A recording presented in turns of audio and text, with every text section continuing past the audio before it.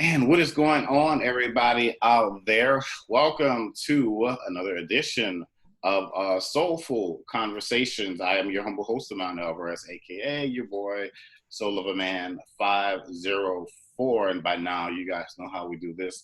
We bring the most incredible guests on the planet, and we have an amazing young lady, a very, very powerful in her spirituality, in her walk. She doesn't just walk. She doesn't just walk the walk, but she can also talk the talk also. But I'm gonna say her name, and I'm gonna let her introduce herself. So we have a very amazing and special guest, Miss YAYI Joyce, ladies and gentlemen. Hi, everyone. I'm YAYI Joyce. I'm an interfaith minister, a root worker, hoodoo practitioner. I just like to say I'm a holistic counselor. Um, my biggest thing is I say that I'm a vessel. I just am that I am. I am that I am for God and our ancestors. And one thing about your journey, can you tell us just like a little bit about your journey? And I know it's probably like we are all, I just call it all of our superheroes with these superpowers. We all have our origin story. So could you give us? Well, my origin story in hoodoo, I got baptized at 12 years old. I come from a lineage of hoodoo practitioners. My mom is Geechee. She was born in South Carolina, born in a barn, weighed on a chicken scale. And I'm the first generation in my family to actually be born in New York. And so, just indigenous roots just ran through, the way of, even though I grew up in New York, my upbringing was still very indigenous. I didn't know what cereal was. My mom is so into her culture that I didn't know what a box of cereal was. So when they had cereal in school, I was amazed. I was like, what's that? It's like, I eat that for breakfast? Ew. Because she always cooked, it was always something warm. It was always something hot. They never believed in box things, really, right? Because they just didn't have it growing up on the coast. You went out, you fished, you bought, everything was fresh. And so she held on to a lot of that. She held on to her indigenous roots, and she just passed it on to us. I grew up, and the matriarch of our family, Iola Willa Mae, she was my great aunt. And she taught me just about everything I know. She took me under her wings when I was like 7 years old, and I would just follow her around and basically being the go-getter of things, go get that. They used to call it the hokey pokey store. That's what we used to call it as kids. We used to when they used to send us I was like, she's sending me to the hokey pokey store. And you would have to go get certain things. And that's how you learned herbs. You learned herbology they sent you outside, and you better go get it and bring it back. And it better be right.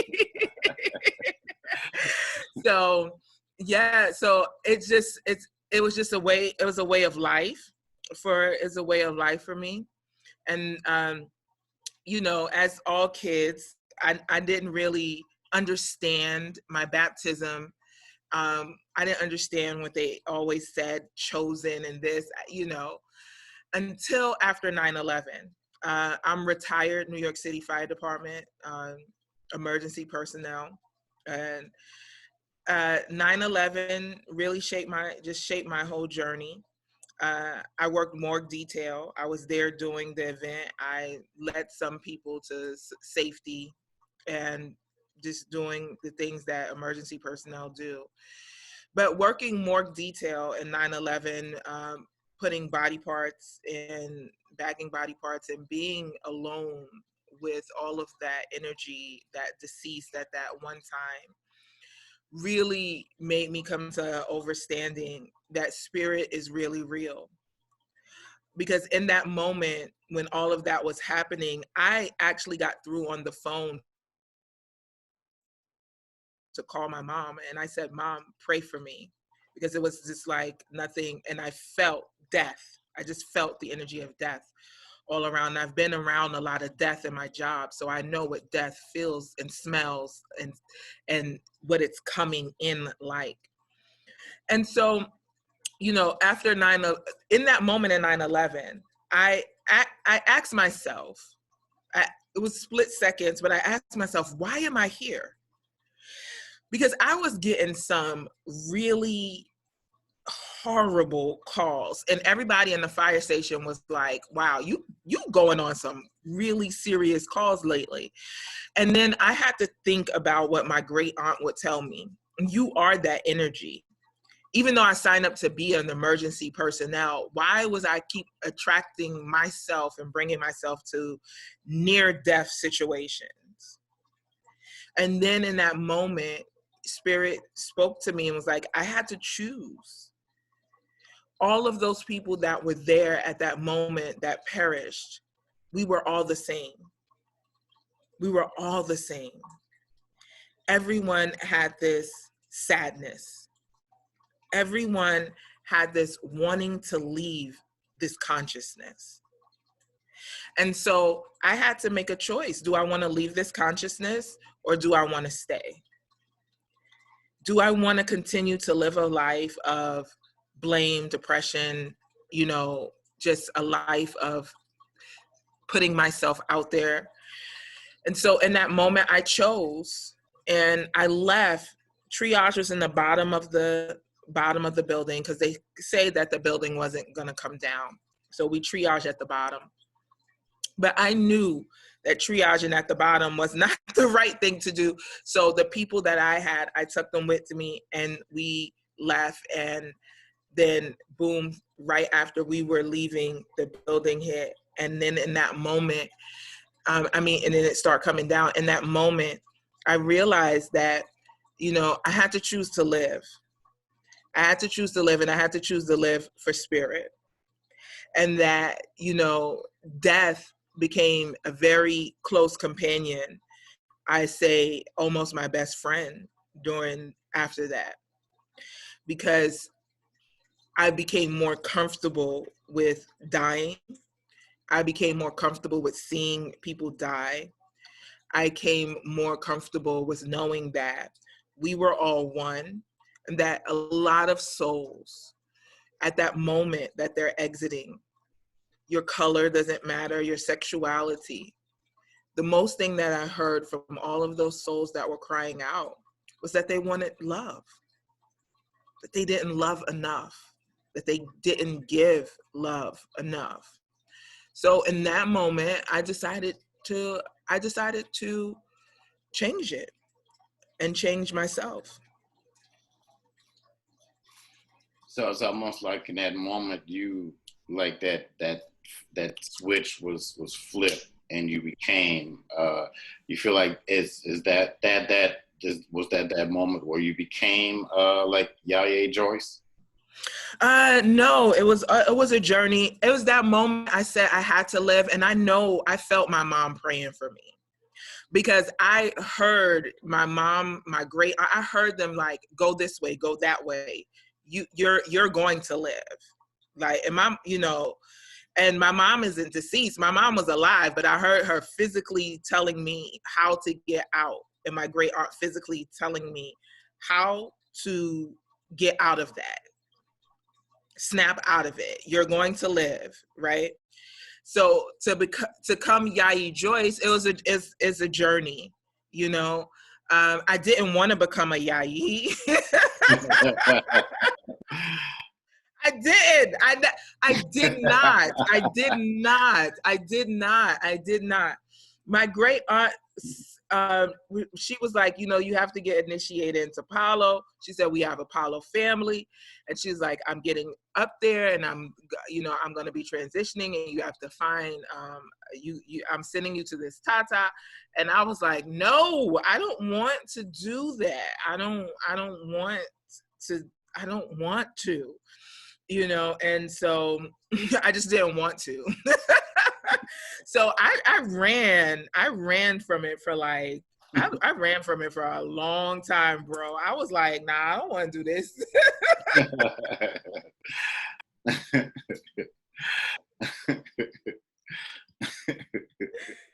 Yeah, so I was actually that person, like, you had to know somebody to know somebody that knew somebody that knew somebody that knew somebody to know that I did work. Okay. You couldn't come up to me like, yeah, I was like, what? Yeah, like they Who couldn't go sent through you? they couldn't go through the yellow pages and see like a big picture of you with Yeah, a ball. nah, Yeah. no, not especially. No, no, no, no. And I have a wonderful friend. She's an astrologer by the name of Sonia Marie. She's also from New York, and she writes Essence. She writes the column of Essence. And one day, Sonia was like, "Yo, you got to put yourself out there." I was like, "What you mean?" She was like, "You just gotta come from behind the scenes and let people know what you do." And she was like, start with teaching herbology to the public. And I was like, no. It's like, no. And so she was like, don't make me pick you up off she's like, I just want to shake you.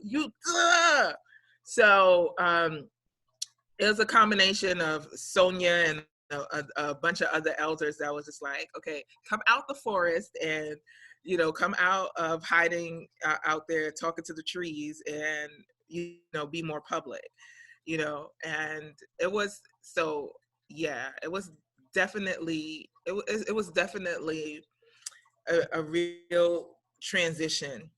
So me publicly, I would say it's the last about 6 years publicly. So was it more of like when you were like more behind the scenes, was it more of like, okay, I'm doing it, I'm being faithful, but I'm still in my comfort zone? And they were like, look, and when your friend Sonia said, look, you have to come out and let the world know pretty much who you are, in this, I guess, in this new social media world and all of that stuff. So was that at that point, was that more of like a coming out party for you? It was because it, I don't like social media that much. I see you on Facebook. I like, she is barely on there. Yeah. I don't like social media that much because the way that they have programmed they programmed it to be very addictive. Mm, And we already have a lot of addiction going on in this world, and they just created another thing for people to be addicted to. So I'm very mindful and conscious about how much time that I spend on there. um yeah, it was a really coming out party for me because a lot of things that people post on social media, especially spiritual workers and people that claim to be hoodoo practitioners, yeah. I just dispel just everything that they have to say about it. And so it's like, well, who are you? And I'm like, boo, I've been doing this for 20 something years, Ma. You go on and sit down over there, okay? Because It's like somebody that would glitter say, ain't getting it, baby. like That glitter somebody, on them candles ain't getting it, Ma. like it's like some, like somebody would say, well, who are you? Like, man, look, just Google me, baby. Just Google me. Like, Just Google yeah, me. just Google me. Dial up spirit, because obviously you ain't working with none. And yeah, so it was definitely a coming out party. And then it's definitely coming from a place of trying to come from a place of compassion. And then, dispelling all the myths, because we have so many people that are coming into wanting to know more of our culture, but many of them are going towards what I call marketeer hoodoo. And marketeer hoodoo is what the hoodoo that our ancestors taught white people so they could get off their back, Mm-hmm. right? So they were like, oh, yeah, that's the 7 African powers. Yeah, sure, yeah. Put them 7 African powers on a candle. Yeah, that's the Orisha. It sure is. Yeah, yes, it is, sir. Yes, it is. Nice little white man, right? And so they ran with it, right?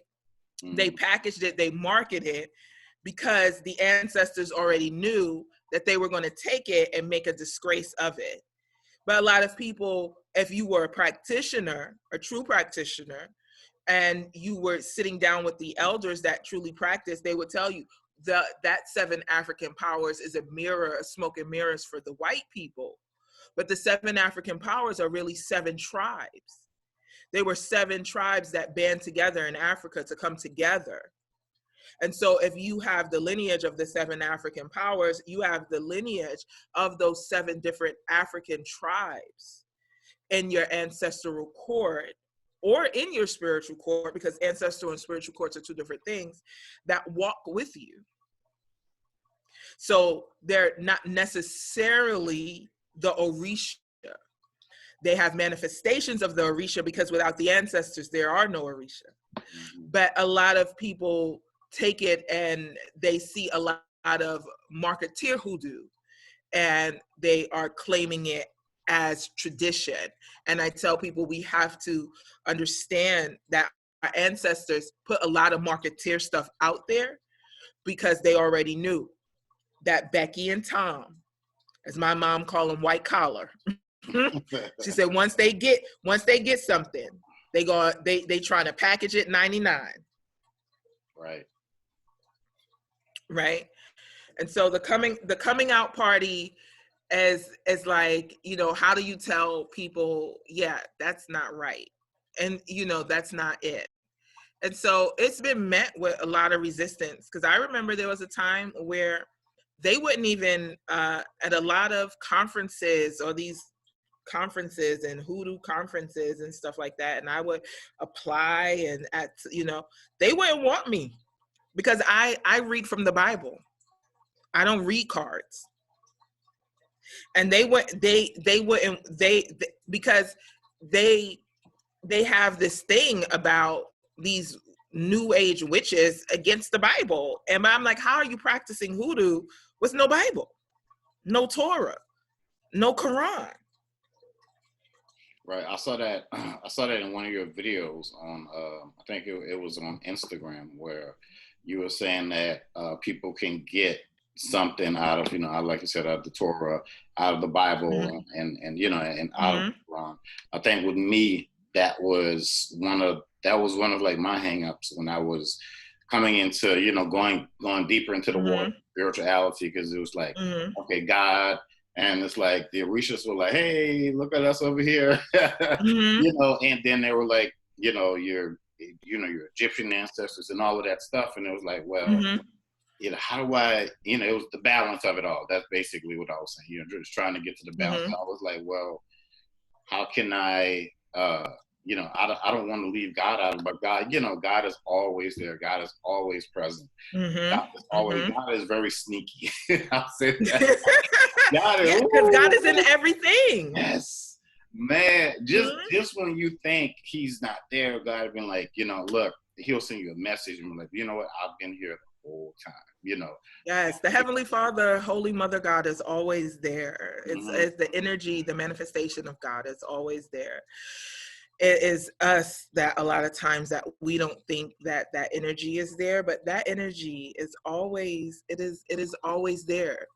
And when we try to leave out the Bible, the Torah, the Quran, even the Bhagavad Gita, or any other spiritual text like the holy sacred Odus of Ifa, or the Dagon, anything that we try to leave out, we have to realize, as spiritual beings, like you said, God talks to you, right? And you write things that come from spirit, right? Yep. So if we could write things that come from spirit, are you telling me that those people back then couldn't write things that come from spirit? They did. And just because some people took it and misconstrued it doesn't mean that it's not from God. right? And so we have to get out of this, what man has done with something, and get back to the metaphysical of how God is talking to us through it. Because I tell people, if you believe that God can speak to you, spirit can speak to you through some tarot cards. So you can tell me spirit can't speak to you through the Bible. Child, if you don't get out of here with that, right? Because spirit can speak to you through any avenue that spirit chooses, whether it's astrology. The Magi found Jesus based off of the stars, right? Whether it is the I Ching, which is a cousin that the Chinese learned from Ifa, okay? You're welcome, Chinese people, all right? Because it's for real, because the I Ching is Ifa. It is a binary code system. Because God is spirit and a science. Look at the trees, look at nature, look at our body, right? And so God speaks through many different avenues, because it's about meeting people where they are. And I tell people, are not the Orisha, are they not in the Bible? Is that not a shoe at the Tower of Babel? They are there. The Orisha are in the Bible. It is just the way that we are looking at things with our humanness. And so I tell people, don't be human about this. If you want to be spirit about it, come on, let's be spirit. But take your humanness out of it, because the Orisha are all in the Bible. Right, and we do have a tendency to fall back into our, like, that human side of the lull, and we don't really tap into the spiritual side of it, and use that, use that vision, a vision of our ancestors, like you said, that would commune with the stars. Not that they worship, the stars, like you were talking about in one of your videos, the three wise men. How they didn't worship the stars, but they used the stars to guide them to find, the child, to find the Christ child. It's a guidance system, right? It is a guidance system. We come here, we come through the portals of our moms, right? And we forget, right? We forget the divinity that we are. We forget that we are perfect. We forget that we are whole. We forget that we are complete. See, in hoodoo, there is no devil. You are the devil. You yourself, your humanness, you make your own devil, okay, in your mind. And so there is no you were born sinful. You were born perfect. You were born whole and complete. And all of these things are guidance systems to get you back to remembering that you are perfect, that you are whole, that you are complete, that you are divinity. They're guidance, not forms of worship, but guidance tools. And eventually, when you get to your perfectness, your wholeness, and your completeness, I tell people, you won't need those cards. I don't even need the Bible to read you. You won't need it, because you're operating from the divinity that you are. And when you operate from the divinity that you are, all of those extra tools start to fall away. Yeah, Dan, that's interesting that you say that, because when I first started, it was like, tarot and oracle, but you get to that point, like you said, you can just start feeling people's spirits, and you just start to hear and see, and the visions, and it's just so it's so much. Now I heard another lady, and maybe you could agree to this. She was saying, I think she's a practitioner too, but she says that like people would say intuition. It's not just intuition, but they like to lump it into like one gift. And she said, like, when you say one gift, you're probably talking about 21 different things that you can do spiritually instead of just your intuition.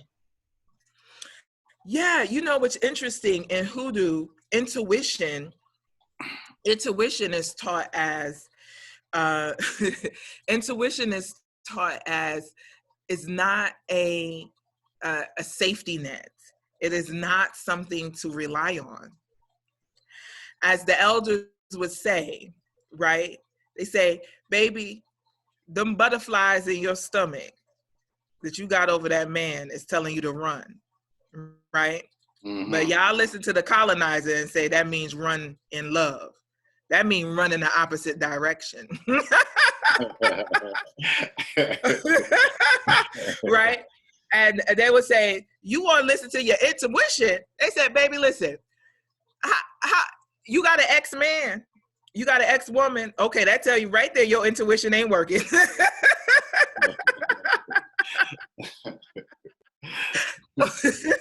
So they say, you know, that your intuition is a guidance system to help you. It's a fight or flight.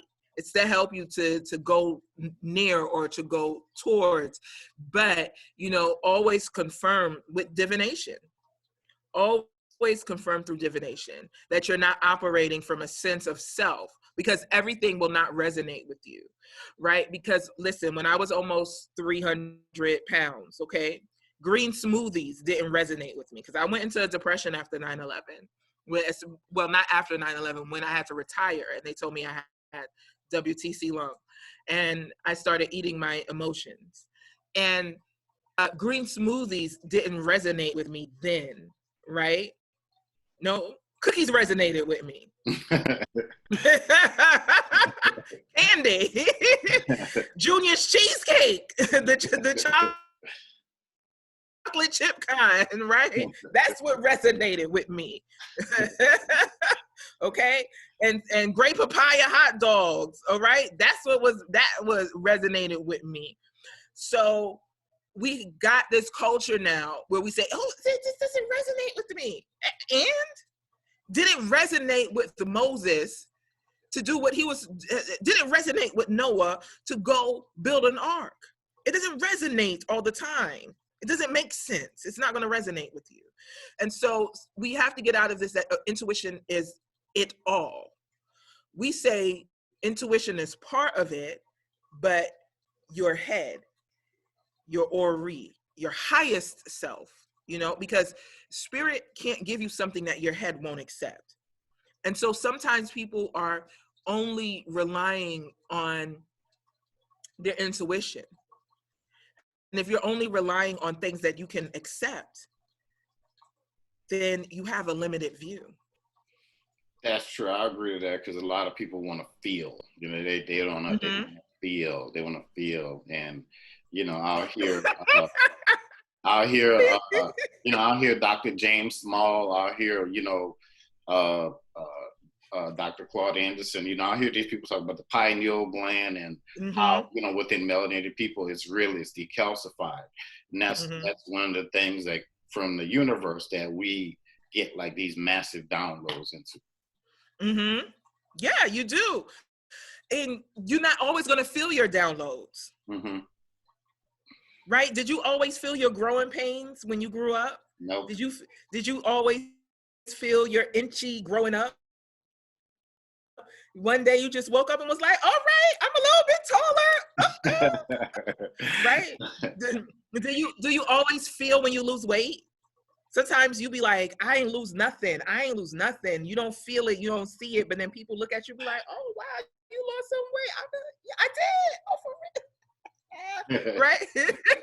So you always don't feel it for it to be happening in your body, for it to be happening. You don't always feel these uploads and upgrades.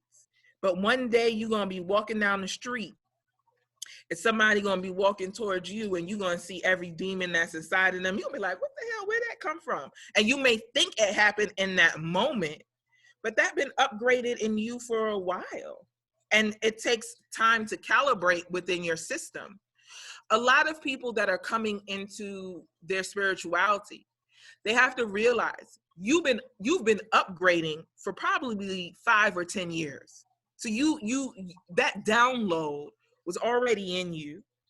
It was flowing through your system. was getting you to a space. It just didn't happen sometimes overnight. So a lot of times we have to realize you've been walking that path for a lot longer than you think you have. Right. And if you like get into it, like kind of like not just the subconscious, you're right. You'll feel it. You'll think back like, man, I've been on this journey longer than, because you'll think like abstract. You'll be like, okay, yeah, it's been like 3 years, but in actuality, like you said, it's way longer than that. Yeah, because even yourself, when you were a baby, you was looking at them like, what in the world is wrong with y'all? When you were in school, you had these moments where you like, this ain't right, right? Yeah. And you had those moments. We even had those moments. You look at some relatives, parents, adults, and you just like, right? And you would say to yourself, I would have made a better decision. Right. As a youngster. Where's that coming from? Right? So there are a lot of kids. There are a lot of kids that are walking around here spiritually wise.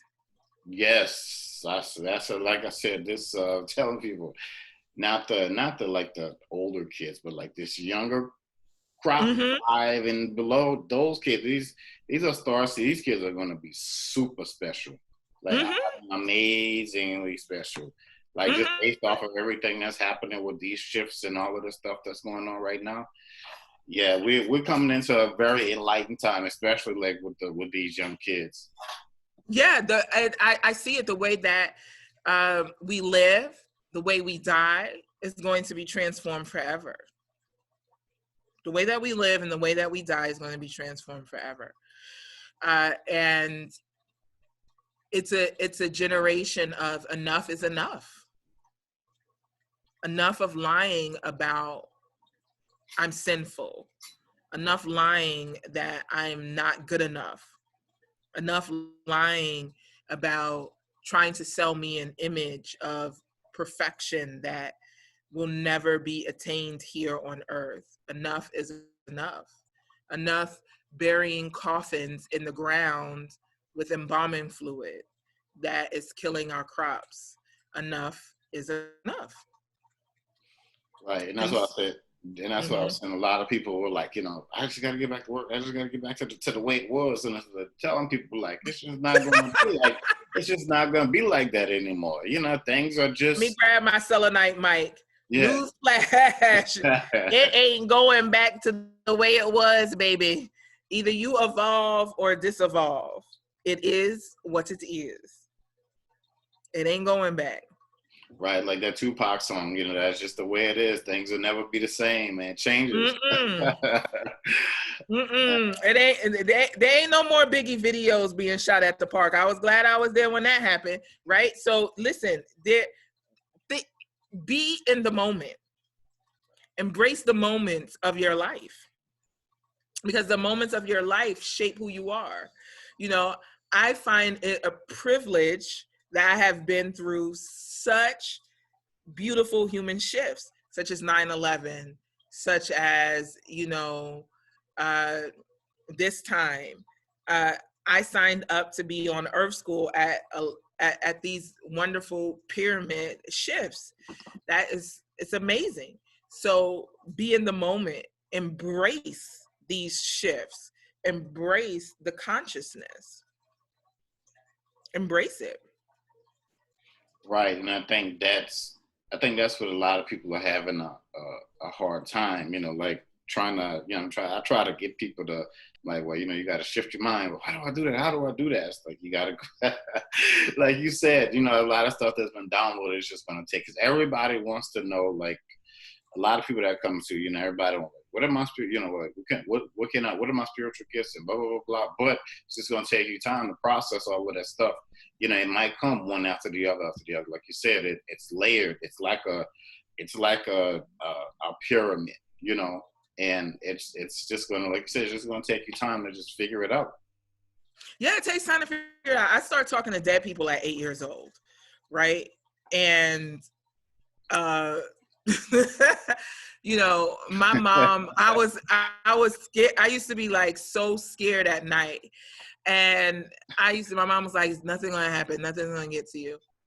And, you know, I would never forget that I just, as I got older, I was just like, you know what?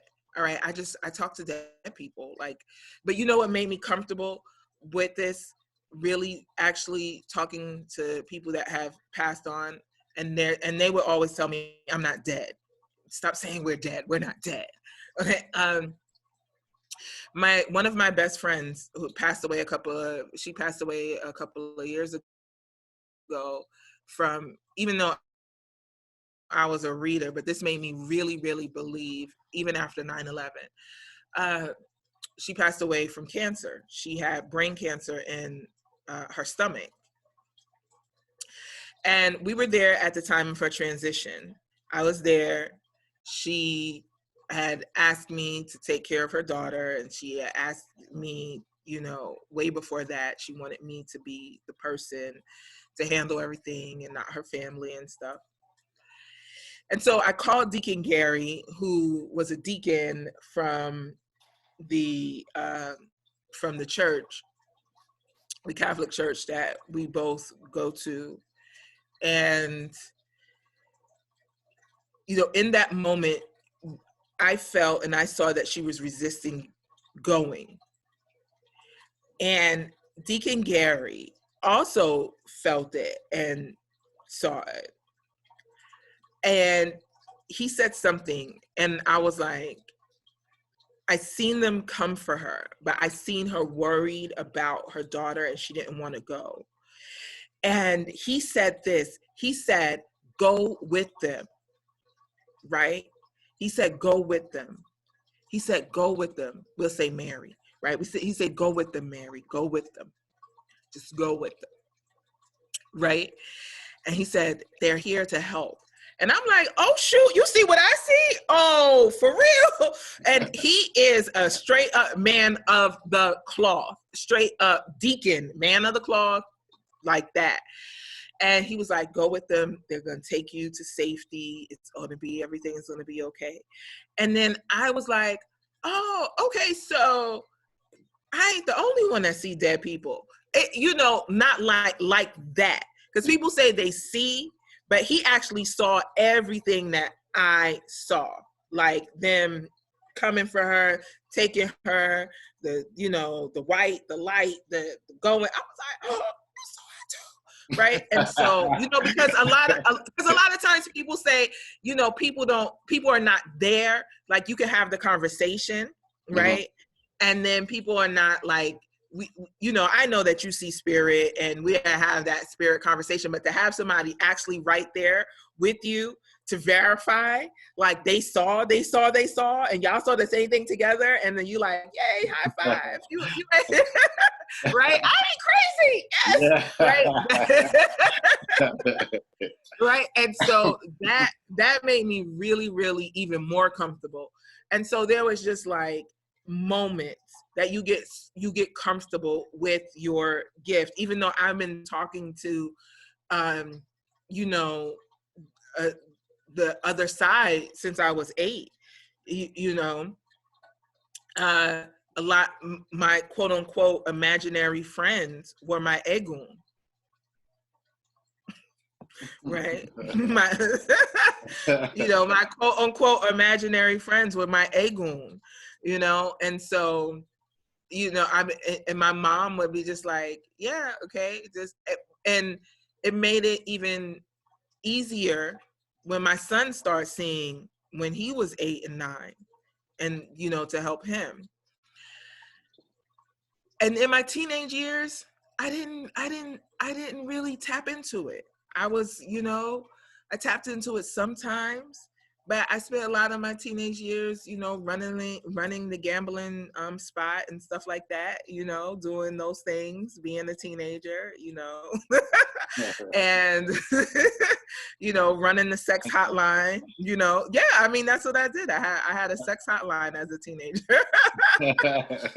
Yeah, I did.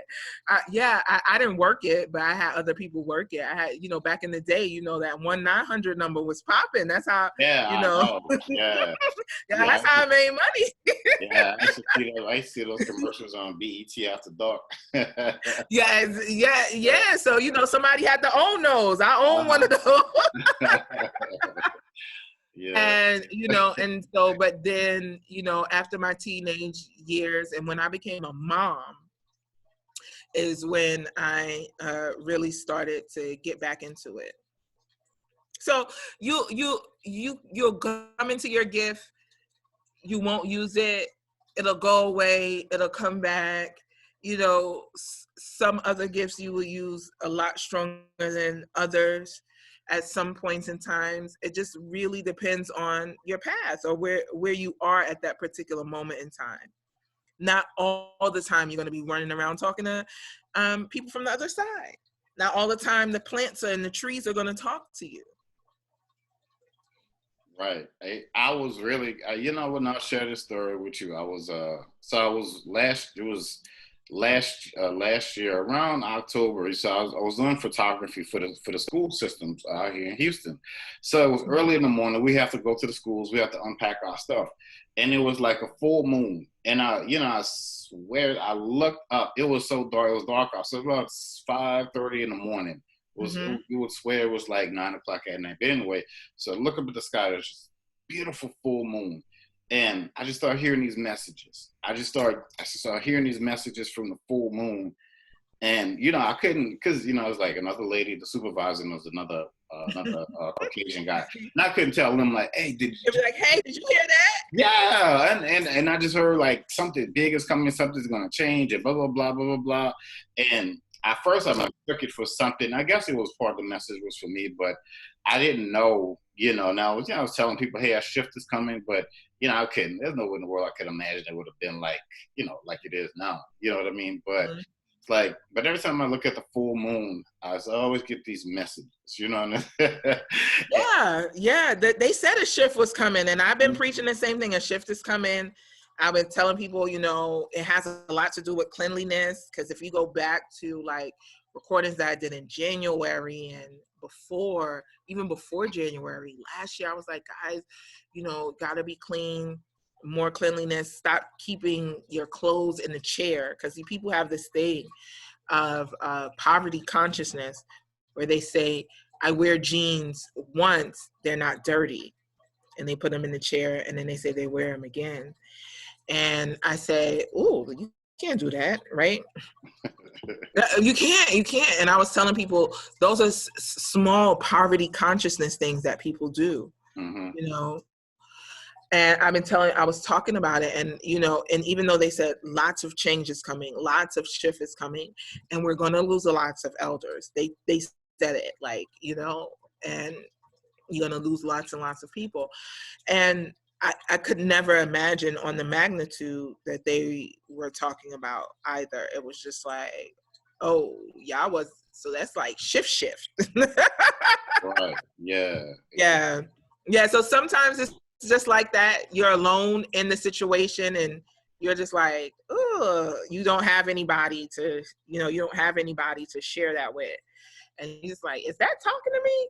And yeah. Right. Yeah. And it's, and it's, you were, like you said, you had that point when you talked to the deacon. It was like there was a part like that, a sense of normalcy to feel like, okay, so I'm not going out of my mind, in a sense. Mm-hmm. Yeah, it's a sense of normalcy.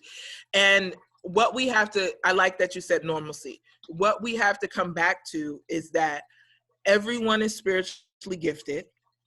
Everyone is empathic. Everyone is gifted. It's normal.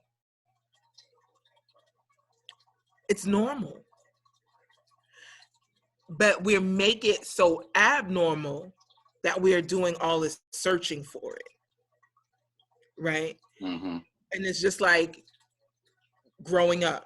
When you grew up, you were a little boy, You look at your little wee walker, it wasn't there. And then when you get a teenager, oh my God, look, I got a penis, it's there, right? It's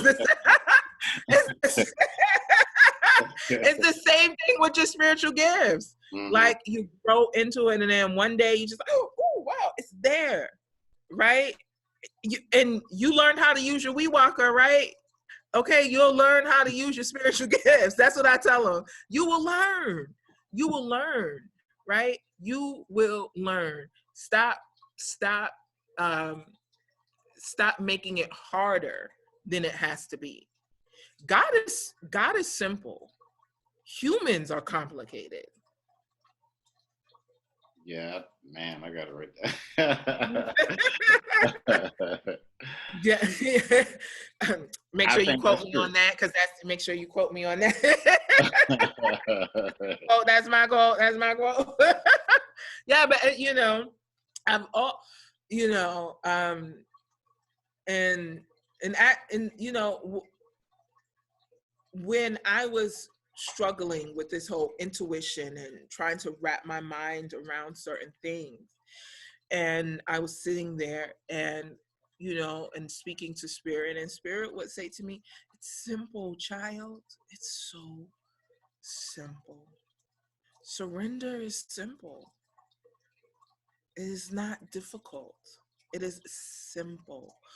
And once I embraced the simplicity of the Holy Spirit and the simplicity of the Orisha and the simplicity of Mumpungu and the simplicity of ancestors, it is so easy.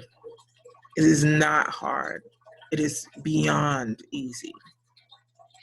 Yeah, and I think that's what a lot of people are. I think a lot of people, and I tell people, I think we're in a sense, we're like just scratching the surface as far as like understanding, getting back to where like our ancestors were, at one point, because like you said, a lot of these things are second nature to them, like being able to call this, conjure that, live off of the land. And, it's like, so like if somebody was to walk into the kitchen and they would just automatically know, in a sense, like pick up a book, and it's like they have this ancestral photographic type memory, and they're able to like just do so many things, with like so much that they've never even possibly could have imagined before. Like the spoons. Like my grandmother would, if the spoons fell in the kitchen, out the door, if the spoons would fall, she would stop and she was like, wait. She would look at the spoons. She'd say they were talking to her. In the spoons.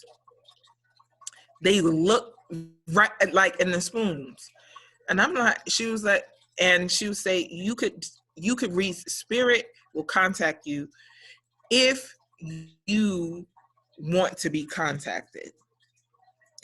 And that simplicity of just spoons, just dirt. Many of them would read rocks and dirt. Rocks, dirts, bones, shells. There was no fancy. I said there was no fancy cards in the slave field. But they had some tarot cards. Tarot cards. Right, and they were far away. They were far away from Egypt to see those hieroglyphs on the wall. So I guess that this is pretty much using what you have. They use what they had. They used the dirt. They used rocks. They used shells. They used water. Because you get a lot of them old sisters, honey, that live by the coast. They can read a glass of water like nobody's business. Yeah, I've heard about. Or they'll go to the ocean. Yeah. Yeah, I know. That's interesting because I feel like my most, serene and relaxed. And when I, like when I'm around water, the lake, whatever, when it rains, I feel just like so at peace. Me too. I was like, God, please let it rain 40 days and 40 nights. Yeah, I love the rain. I'm the same way. I love the rain. I love the beach because you got to think the sand is what quartz crystal. It's the same element as quartz crystal. So walking on the beach is just like walking on you're just walking on selenite, right? Really, Yeah. that's what it is. And so that's why it's such a peaceful place to people, as you know. But it's a simplicity, and our ancestors are really asking us, I feel, to get back to that simplicity. That's true, and I think a lot of people, because we're so, I think we're in an age of like technology and everything. Like you said, everything is so like whatever. But it's just like going back to the simple stuff and just being rooted in that and just feeling like, and when you go back to it, you just feel so like right at home with it. It feels more genuine in a sense because, like you said, a lot of what you see is so like everything is so commercialized. Everything is just so commercialized. And like I told people, everything's going to be flipping. You're going to see and you're going to be able to feel the real from the fake. So we're in that enlightened time, or we're ushering in that enlightened time. Yeah, it's a lot of things are commercialized, and with real spiritual work, it is about your mind more than anything else. This is why I teach a lot about mindset. This is why I teach a lot about mindset mastery, because our ancestors did a lot of that work with their head, with their voice, singing, speaking in tongues, calling in spirit, possession. They did a lot of that work with their physical body. Now we do a lot of work. Well, these new age people want to do a lot of work on the outside of the altar and not on the inside altar. Right, like I said, we're made, like we're made from the stars, we're made from the earth, where our body is like over 80% water. So it's like you can be the lightning rod that you need. You don't, like you said, you don't necessarily, if you don't have all of these different things, you can use what you have, like right there. Like say you can use the mind, you can use the voice, and you got the air outside, you got the trees, you got the ground. So like, and you got the sun that sets right up on the top of you every day. You got the moon at night. So you have all of these powerful tools that a lot of people just don't utilize. And don't cost you nothing. Right, exactly. It don't cost you nothing. It don't cost you nothing to go outside and get up in the morning at that rising sun and speak to your spirit and say, in me I rise a millionaire. In me I rise the consciousness of my ancestors. In me I rise greatness. In me I rise. In me I rise out of mental slavery. Our ancestors, they think, oh, those slaves, how they just get up every day at the crack of dawn and singing that they rise. They sung that they were rising out of slavery. They were speaking into existence what was no longer going to be a reality in their lives. Yep, and that's the beautiful thing, because I think sometimes, I tell people, what you're going through is bigger than you. It's generational. So, don't, because, we have this thing of a lot of people, we're creatures of nature, we're creatures of habit, where we get caught up into the very short of now, the job and the this and a lot of, well, am I going to be a man? Am I going to be the man? Am I going to be the man? I get those questions. I'm like, well, what about, you've got all of these questions, like, anyway. Am I going to get a man? That's listen. You get a man when you, or a woman, or if you want a man and a woman, whatever it is that you want, when you get in touch with that energy within yourself. Yeah. You want a man. You want a woman. That's an issue right there. The wanting. Right. And having a sense of saying like, oh, you know, I need someone to come in and complete me. You know, when you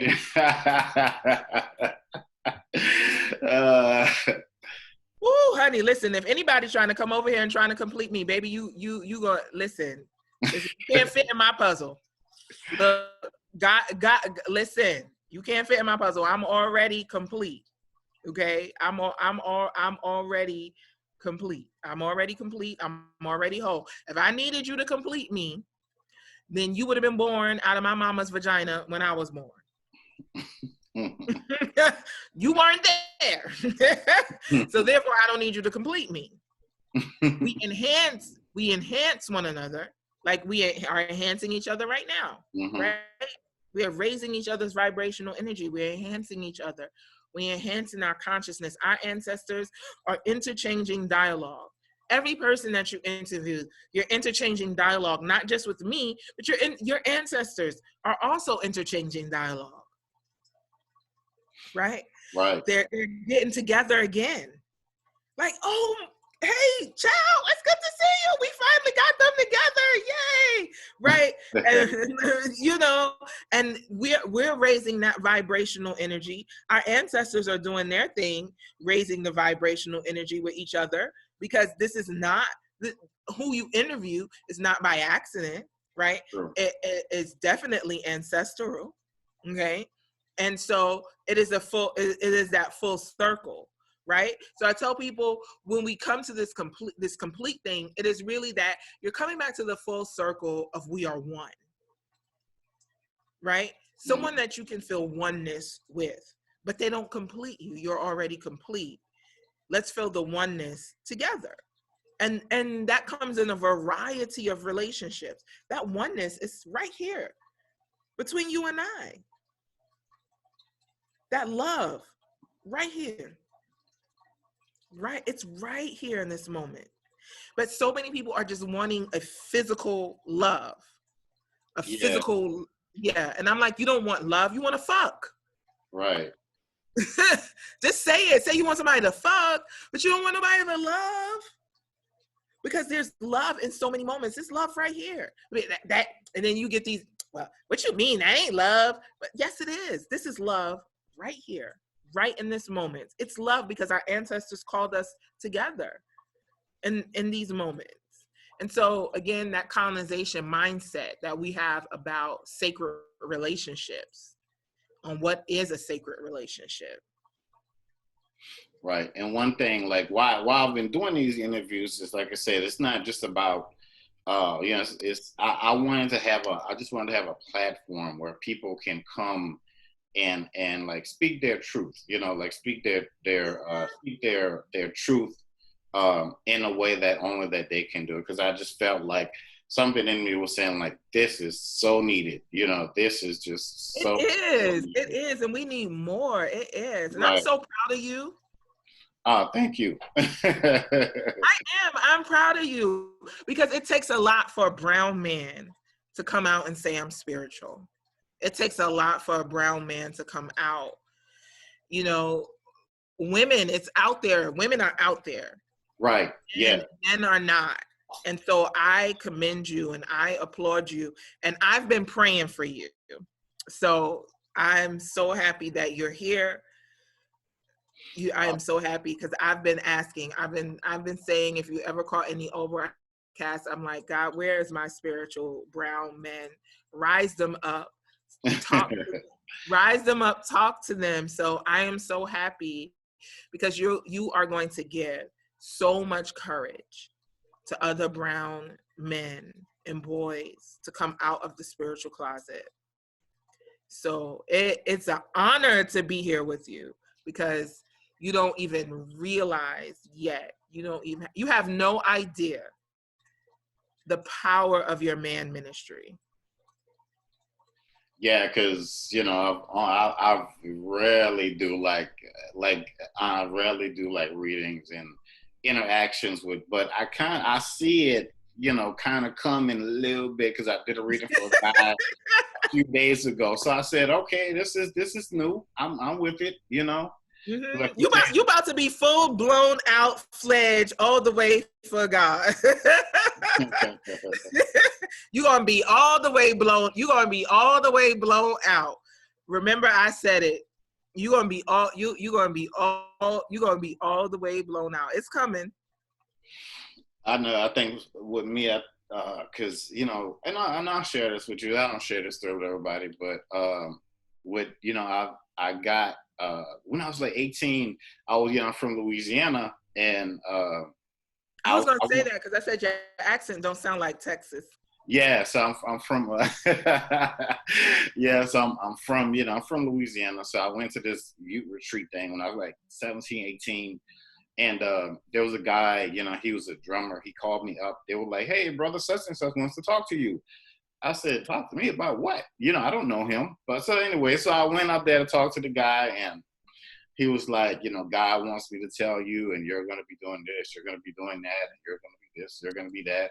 And he says, well, I don't know if any of this means anything to you. At the time, I was like, okay, thank you.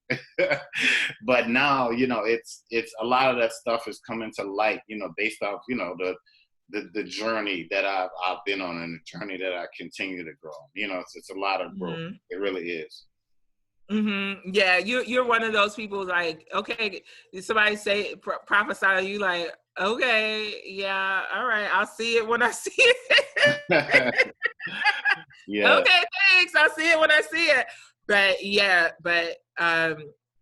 it's gonna be a beautiful, beautiful male ministry for young boys and teenagers about coming into their spiritual practice. You're gonna help a lot of youth.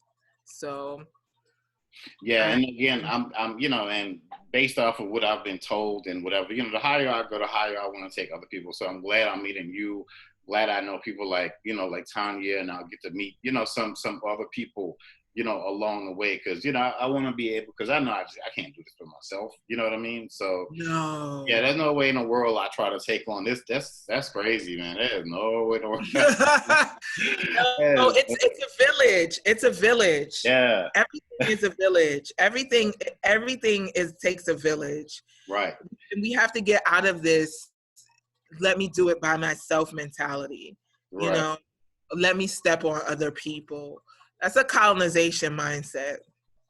Right. And I know all your skin folk ain't your kin folk. I get that. But like I said, I know like you just have to be faithful to the journey, and you have to go and do what you're called to do. And then those people will start to line up, and based on everything that you're going to be doing and everything that you're doing in a sense, Yeah, I say everybody.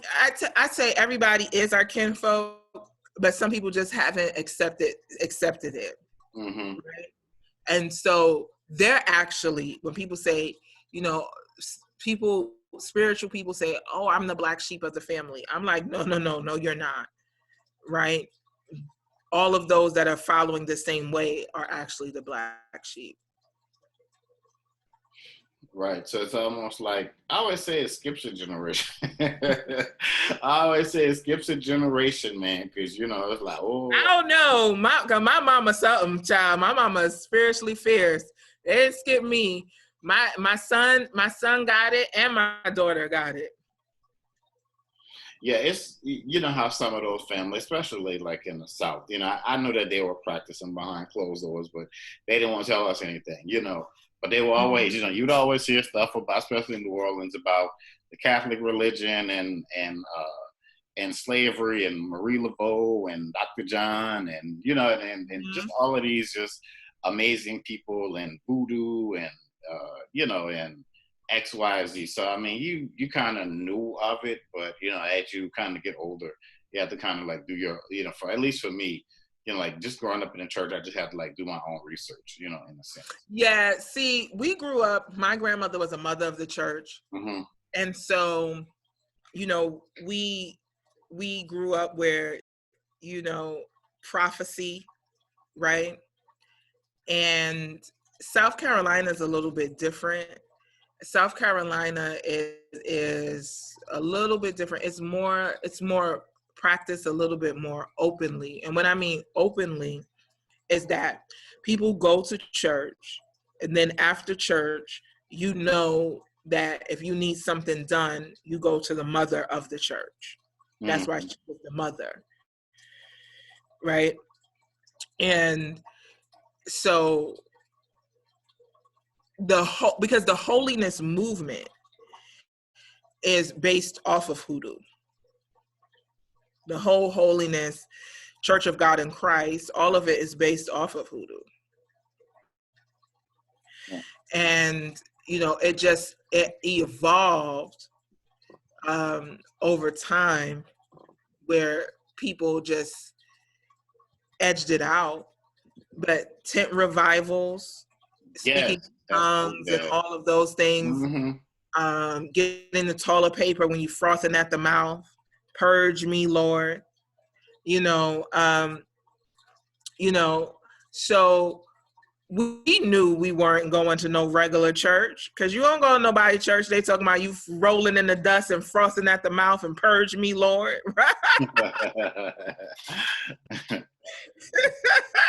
That's you know. And so, you know, even the way that we speak, and the pastors, and the praise you, and the way that they speak in their tone, right? And they're invoking, they're invoking the ancestors, right? Because how do we invoke ancestors? Through call and response, through song, right? Yeah, through dance. I tell you, yeah. And so it wasn't as hidden as people think it is. It's very, very out there. It is just that people just don't want to call it what it is. They just don't want to call it what it is, right? Because they're ashamed. And I'm like, don't be ashamed. Only in a brown church will you go see people dressed in white marching in. The ushers on the usher with glove. The same thing as when you see people in hoodoo, Santeria, Lucami, right, wearing white. Yeah.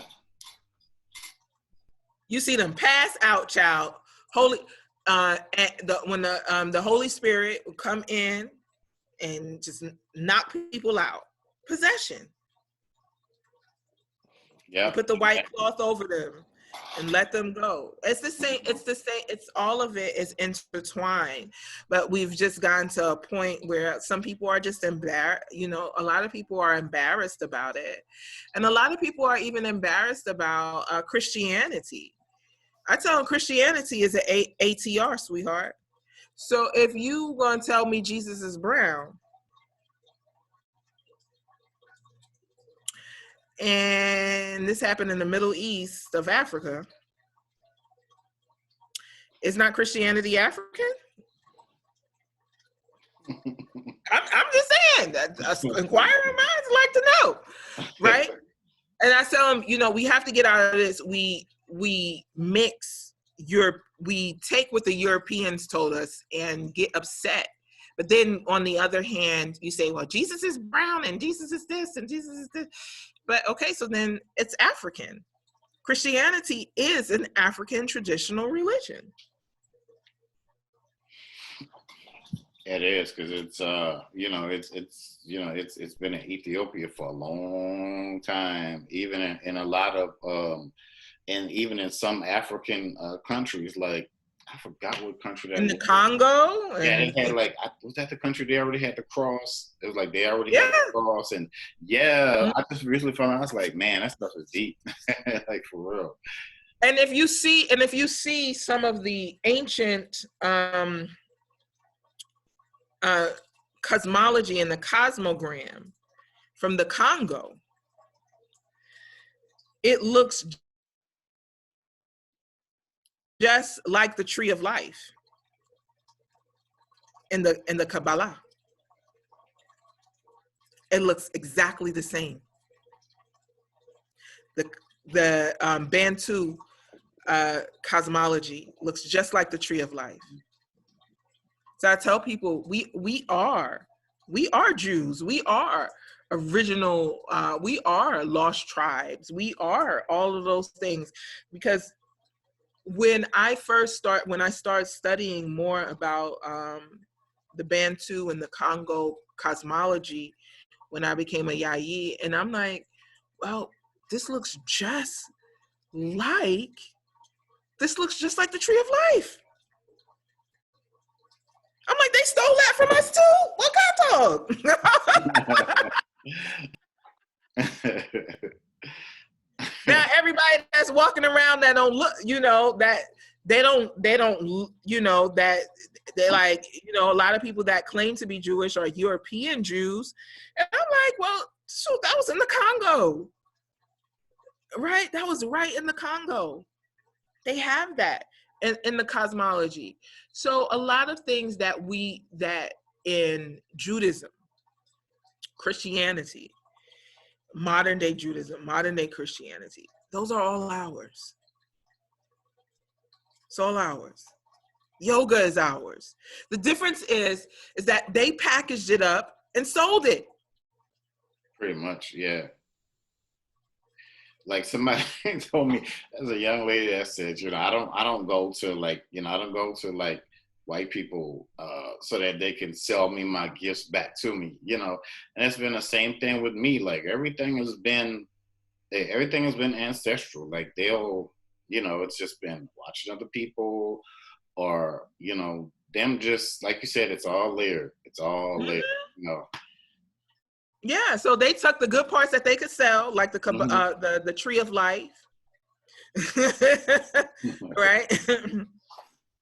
They took the good parts. Okay, let's change ancestors into angels. We can sell some glowy angels, right? All right, well, we could sell Jesus died on the cross. Let's just see how we're going to flip this. Okay, let's tell them they sinful. And so let's tell them they sinful. And let's charge them to go to heaven. Right? And they took all of those parts and sold it back. All of those things, the tree of life, the cross, the Kabbalah, all of those things are rooted in our ancestors. Well, okay, man. I know I don't know how, I know you probably got things to do. So, yeah, but this was wonderful. Yeah, I just want to say, thank you so much, ladies and gentlemen, Miss YAYI Joyce. Just tell everybody where they can find you on social media if they want to, get in contact with you for business purposes and all of that good stuff. Yeah, for business purposes, you can get in contact with me at yayijoyce.com. That's YAYIJOYCE. I'm YAYI Joyce on Instagram. I am, my line of products is called Hoodoo Healing, where I do my herbology and my teas and tinctures and all my herbal formulas. And so you can find that at hoodoohealing.com. And in Hoodoo Healing on Instagram as well, I host monthly healing circles for women of color. That we do new moon circles for women of color about releasing and shedding and letting go of all of the things that are holding you back from living the consciousness that you are. And then every Sunday, and if it's not a holiday, I do a Soul Sunday where we go metaphysically over the Bible, the metaphysical hoodoo meanings of the Bible, and that's by donation based. And so you can find out information all about that at yayijoyce.com and or hoodoohealing.com or or Instagram or Facebook. It's tons of information on there. And I have my own private ancestral group community off of Facebook. In a network, and we do it's called For the Love of Our Ancestors. So if anybody wants to join that. It's open to all paths, and it's dispelling the myth about ancestors, because ancestors is for everyone. Not everyone needs to be initiated or requires to be initiated to follow the path of the ancestors, right? So thank you so much for having me. This is not the last time. Oh no, we're definitely gonna keep in touch. Oh yeah, we are definitely gonna keep in touch after this. Yes. This was amazing, man. I love this. I see that ear ringing. Wait, somebody about to get some money. Who calling you with some money? Who calling you? You're like, yeah, they better call me with some money and no problems. It was wonderful. Thank you so much.